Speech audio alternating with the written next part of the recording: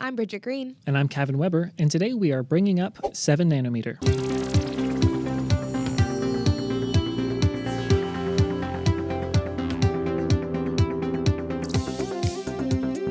So good to have you here, finally. I was into this way before it was cool, so you wouldn't understand. I have hot gossip. Bring up. The bring up. Bridget. She's dead. Bring up. No. Damn it.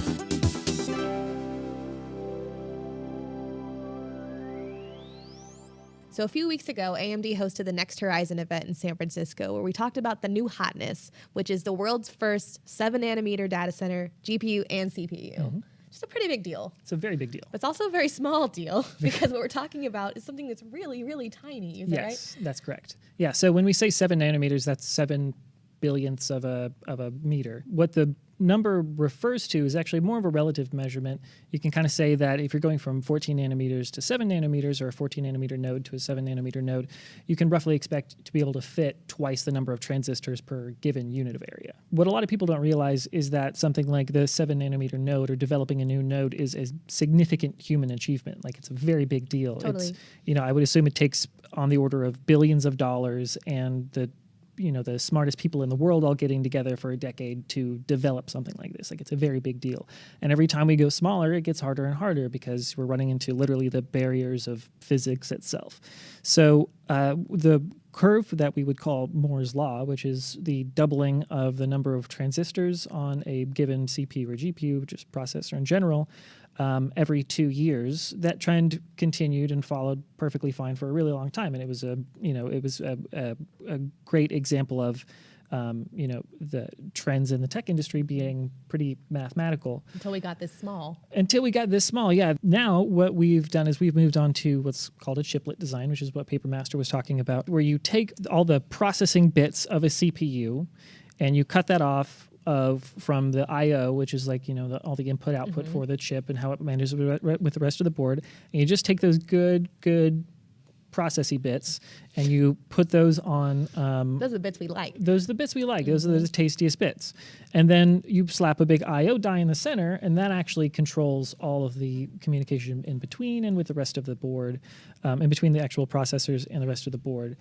So that chiplet design, what that enables us to do is make more stable chips because we're able to bin them more appropriately. There's higher yields and more reliability. So as we move to a smaller node, how does that affect the power to performance ratio?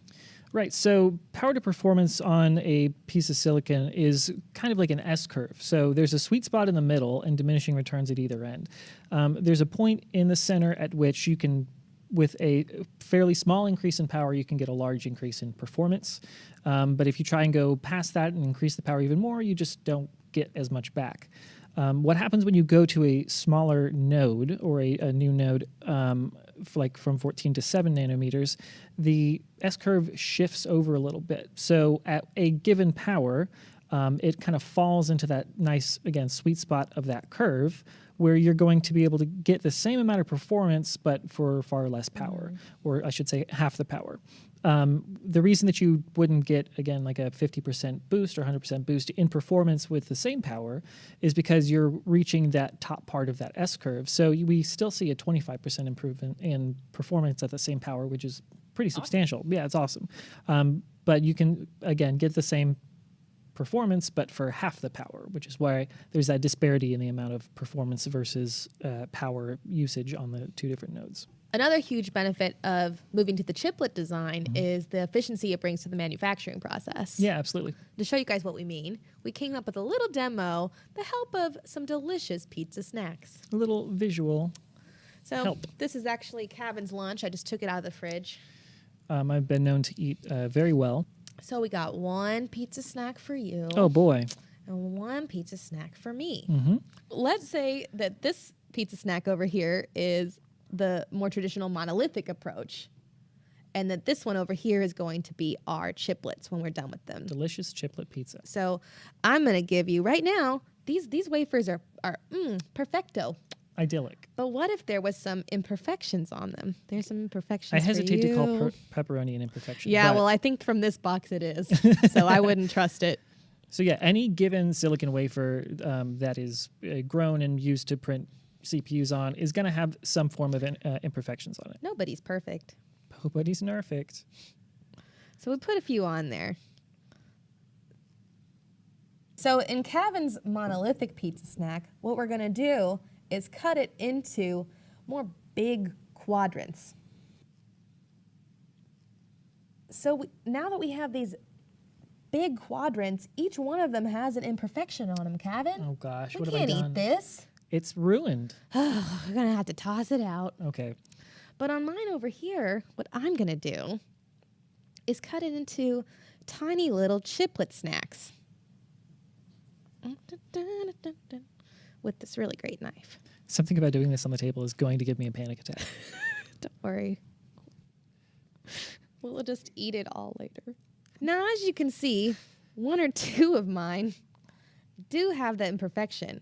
But because I have these little chiplet snacklets, so many of them are absolutely perfect. I rearranged stuff around just a little bit here, and I got a pretty solid little pizza snack. That looks like a pretty good pizza. This is a chiplet snacklet. I love it. So I think it's clear that the chiplet approach is definitely more efficient, Right. less wasteful, True. because you're going to have to I'm gonna have either get rid of those or move them down Right. a bin. Mm-hmm.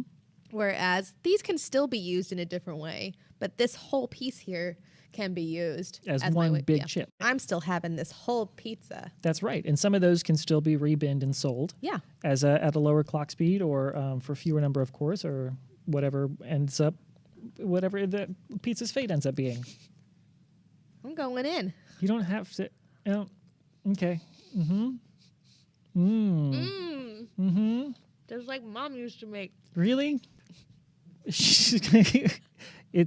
We're down to one chiplet. Tastes like 1995.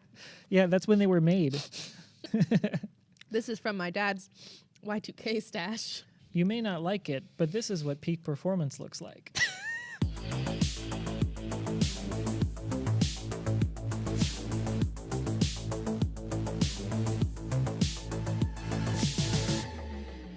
So I was able to go to San Francisco and get some behind the scenes looks at the Next Horizon event.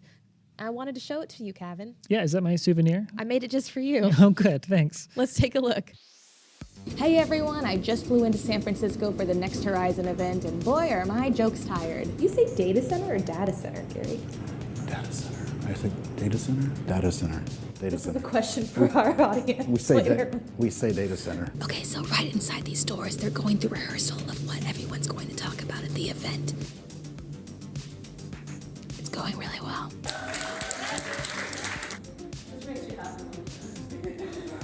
Rome will be the first 7-nanometer data center CPU, is that correct? It's the first 7-nanometer x86 CPU product that'll be available. We're doubling the number of cores that are on the processor. Which was For ex- already a lot. Yeah, so we're going from 32, which was more than anybody else in the x86 CPU market, and now we're extending that to 64. Right off the bat, we're talking about AWS, the biggest public cloud provider in the planet. And now they're offering 3 new instances based on AMD EPYC, and we're super excited about what they're going to do with EPYC. And we showed Rome outperforming the best 2-socket system on the planet that Intel has to offer. We actually also showed the performance of Rome with our MI60 product, which is our new Vega-based product in the GPU lineup. Well, at Highway, we make tools that produce the training data for neural networks. I just need to hit F12. Because every demo has a key. And as it goes through, it's segmenting various objects according to what they are. But it's got some very stupid pedestrians. Yeah, I know. You know, she just stops and looks. Well, it's a good job we're not in New York. She would have flipped us off. That's true. This is all running real time on an MI60. 1 minute of simulation for one camera at HD will produce 30 gigabytes of data. I'm just going to show you what it looks like when I'm backstage and I get the cue. Let her rip. Oh, and it's so difficult. What I do is I just go ahead and I make this big for you guys and check it out. On the audience's left is Naples and Radeon Instinct MI25. Kevin, we all ate delicious Chinese food in Chinatown without you, but we did save you a fortune cookie. Idleness is the holiday of fools? Question mark? Thanks, Bridget. Kevin, there were lots of great moments at the Next Horizon event. I think we can both agree on that. Absolutely. What we wanted to do is share with you guys our top 5 favorite moments of the Next Horizon event in a bit we like to call The Zen Zone. the Zen Zone. So let's start off with number 5, where Lisa was talking about the chiplet design Right. that we went into a little earlier in the episode. Let's roll the clip. Some people called it gluing chips together. We called it the next generation of system design. Yeah, this is a perfect example of what we like to call taking your critics to task. Whoa, this ain't no arts and crafts. She said them straight.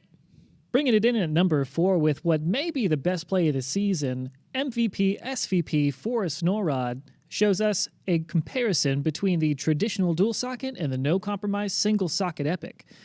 Now, for some of you eagle-eyed observers, you may notice that the numbers here on the left are smaller than the numbers here on the right. We got big numbers on the right. We got small numbers on the left. Should be a foul for running up the numbers that high. In this driving simulation run on MI60, we watch a virtual car not run over Bridget. Why am I so careless? Thanks, MI60. Number 2. Flag on the play. Too many cores on the field. Lisa, this is not, I'm sorry to say, it's not a fair comparison. Bob, go ahead and hit it. And what you'll see again is 1 versus 2. It's not a fair fight because 1 completes ahead of the best dual socket that Intel has to offer today. Technical foul running up the score. Coming in at number 1 with our first round draft pick is the delated Rome chip. This is probably my favorite part. For the first time, let me show you our Rome 2nd generation EPIC processor. Down goes Frazier. Knocked it out of the park on that one. Let me get an instant replay of that.